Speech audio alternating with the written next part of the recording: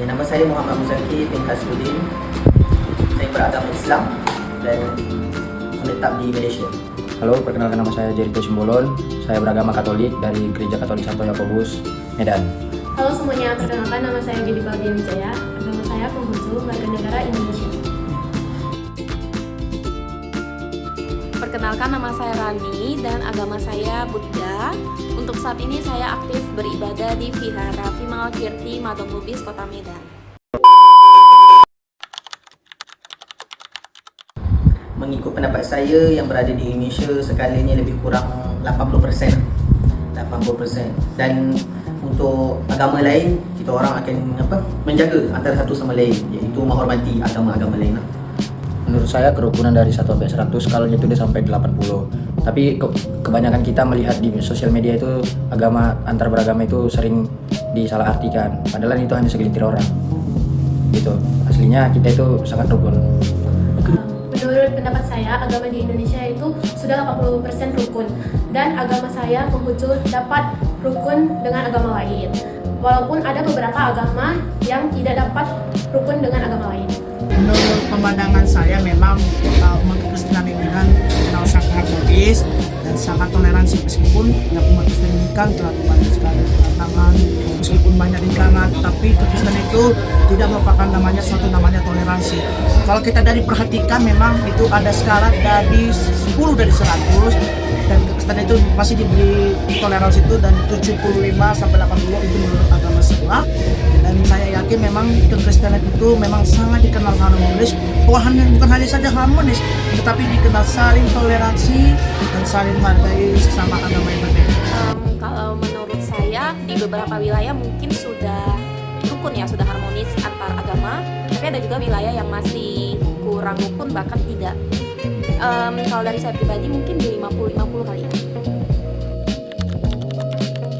Pertama, untuk kita wajib tentang rukun agama kita lah. Rukun agama kita ada 5 dan kita wajib membuat semua tu 5 rukun tu tadi lah sebagai seorang agama Islam. Kalau dalam kajar di agama kami Katolik itu diajarkan untuk kasih, untuk saling mengasihi dan memaafkan. Kalau ada yang berbuat salah, kita diutamakan untuk tetap mengasihi dan maafkan. Kerukunan umat agama yang diajarkan itu tidak menjelekkan agama lain dan tidak membenarkan agama kita saja. Kekristenan memang Alkitab ada menjelaskan bahwa tentang kasih terhadap sesama manusia yang mungkin yang bersama agama ataupun yang berbeda agama. Misalnya kekristenan itu diajarkan di dalam Yesus mengatakan kasihilah sesama manusia seperti dirimu sendiri. Bahkan di dalam Alkitab pun Paulus mengutamakan kasih itu sebagai buah roh yang pertama, yang paling awal. Ini artinya kita diajarkan sebagai orang Kristen itu saling menghargai, saling percaya diri, dan saling toleransi meskipun yang mungkin berbeda dari kita. Itu sih. Kalau di ajaran agama saya, agama Buddha, kebetulan itu salah satu yang diajarkan itu dan yang merupakan paling utama adalah kita selalu diajarkan untuk berbuat baik. Kenapa? Supaya menumpuk karma baik juga. Jadi menurut saya ajaran ini mungkin bakal berkaitan sama tentang menciptakan kerukunan antar umat beragama.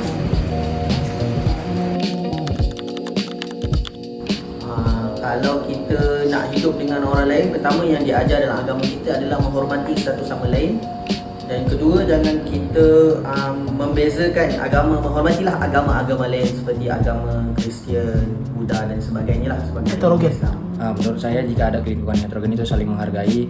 Semisal ada teman kita yang beragama Muslim, di waktu dia ingin sholat kita sediakan tempat untuk dia beribadah untuk sholat.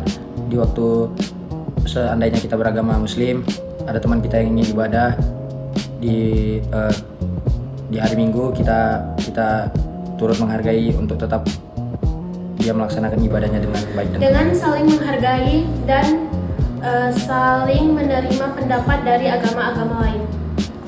Pertama itu kita harus saling menghormati keyakinan, misalnya ada suara azan yang kita menghormati, kita menghargai. Kemudian yang kedua, kita harus menghindari namanya satu sikap fanatisme yang berlebihan, misalnya menghina ataupun menghina agama yang lain.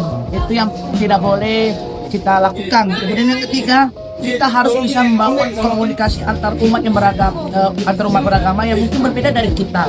Ini yang pentingnya ketika kita membangun komunikasi, artinya kita saling rukun, kita saling bergandeng tangan, saling bercakap atau saling berkomunikasi. Kemudian yang paling utama kita itu adalah kita harus mengedepankan kasih, kita harus berbagi kepada sesama kita mungkin berbeda dari kita.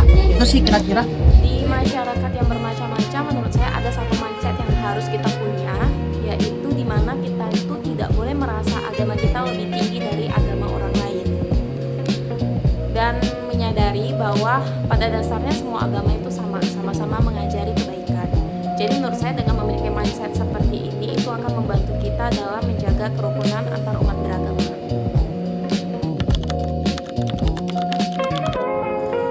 Untuk kita jaga agama, pertama kita kena pegang dulu dengan rukun agama Islam kita ataupun agama rukun kita. Yang kedua, kita tidak memburukkan agama-agama lain. Kita ada pendapat masing-masing dan kita menghormatilah, lebih kepada menghormati agama. Tetap saling menghargai aja, percaya sama agama masing-masing tanpa terusik oleh agama lain. Nah, itu udah lebih dari cukup. Saling menghargai, toleransi, serta tidak menjelekkan agama lain. Yang pertama itu kita harus saling menghormati keyakinan, kita harus saling menghormati ketika ada umat beragama yang beribadah, kita ya menghormati. Itu yang pertama. Yang kedua itu kita harus tidak memaksakan keyakinan dari seseorang.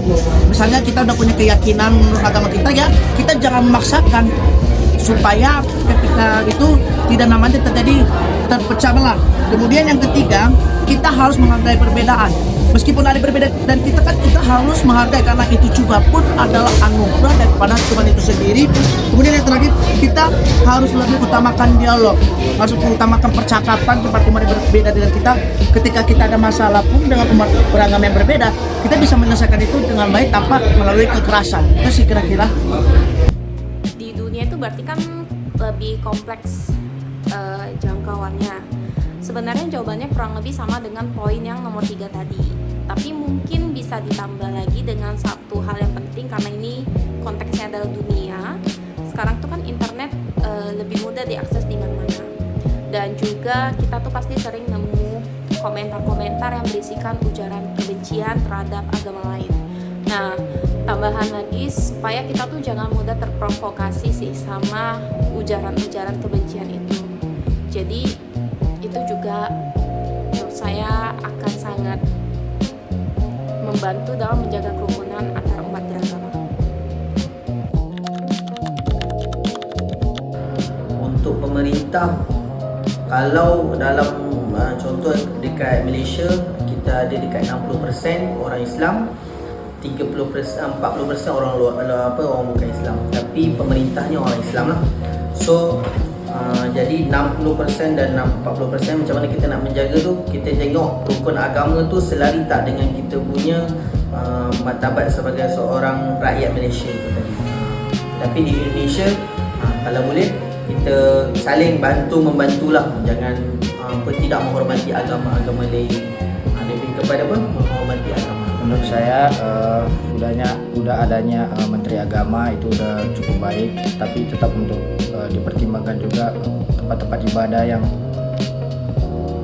ibadah yang harus lebih banyak lagi dibangun, seperti ibadah-ibadah tidak hanya mayoritas tapi minoritas juga ditingkatkan tempat ibadahnya. Jadi rata semua. Dengan menciptakan kegiatan yang menggabungkan antara beberapa umat beragama agar terciptanya toleransi. Peran pemerintah dalam menjamin kebebasan agama ini, yang pertama yaitu pemerintah juga harus bijak dalam menjamin kebebasan antara beragama. Misalnya ketika ada warga yang melarang beribadah ke agama lain, misalnya pemerintah harus turun tangan supaya bisa menambahkan dalam perbedaan itu. Itu yang pertama. Kemudian yang kedua, sebagai pemerintah itu juga harus menindak hukum secara hukum kepada orang yang intoleran kepada yang beragama, supaya diberi jerak istilahnya. Kemudian yang ketiga, pemerintah juga harus mendorong pendidikan yaitu toleransi. Pendidikan